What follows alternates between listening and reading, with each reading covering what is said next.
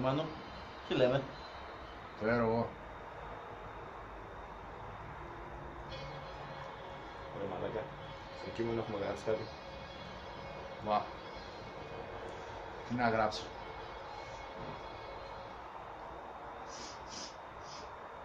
Ποιος έκλασε ρε.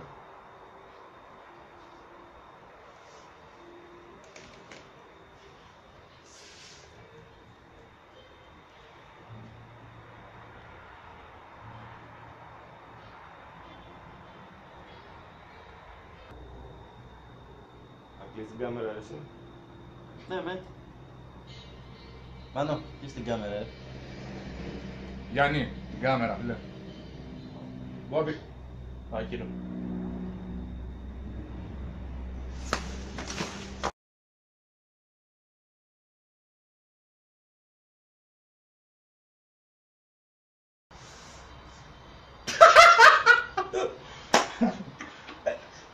Λοιπόν.